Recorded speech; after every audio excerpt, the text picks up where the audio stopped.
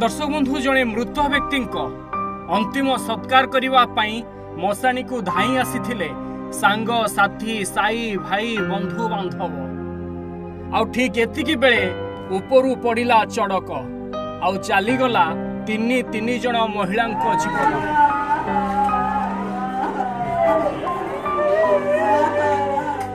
आउ एबे 4 जनकर डाक्तरखाना रे चिकित्सा चलुछि।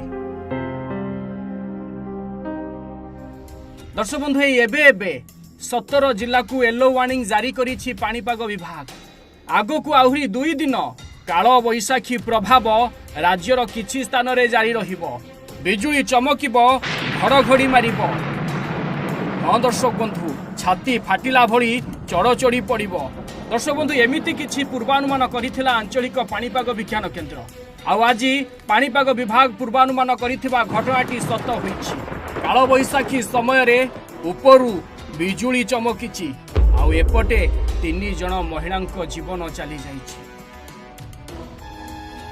दर्शक बंधु एभली एक दुखद घटना घटिछि मयूरभंज जिला करंजिया अंचल रे। जने मृत व्यक्तिंकर अंतिम सत्कार बा शव दाह करिबा पई मशाणी को आसीथिले समस्ते। साई भाई बंधु बांधव कुटुंबर समस्ते धाई आसीथिले शेष विदाय देबा पई। आउ ठीक सेतिकी बेले कलाहांडिया मेघ घोटी आसिला।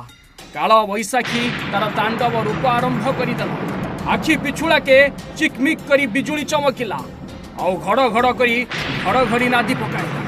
आउ एथुरु रक्षा पाइबा पई मशाणी पाखरे थिबा एक आंब गछर तळे आश्रय नै गले। हाँ दर्शक बंधु चाल छपरटीए होइथिला आंब गछ तळे, कारण शवदाह करिबा पई जे काठ आवश्यक सेइठी रहुथला। आउ हठात बिजुलीटी सेई आंब गछ उपरे पड़िला। भल करी देखि नियंतु ए दृश्य को। हुथुथ होई जळुछि आंब गछ। सारिआडे कोहला पवन ता संग को वर्षा, तथापि किमिति जळुछि जियंता आंब गछ। दर्शक बंधु आउ एही वज्रघात रे 3 जन महिलांकर मृत्यु होइछि।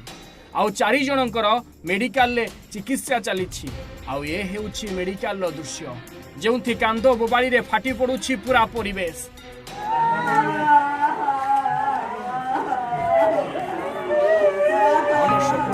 जनकु विदाय देबा पई जाई आहुरी 3 जन अफेरा राइजर राजकुमारी पालटी गले। एकथा को सहजे विश्वास करि पारु नाहंती अंचलवासी। आउ ए खबर पाई सारिबा परे निकटरे रहुथबा मंत्री बासंती हेम्ब्रम भी घटनास्थल रे पहुंचिछंती। आउ शोकाकुल परिवार को समवेदना जणाइछंती। करंजियारु दिव्यरंजन गिरींक रिपोर्ट, ओडिशा भास्कर।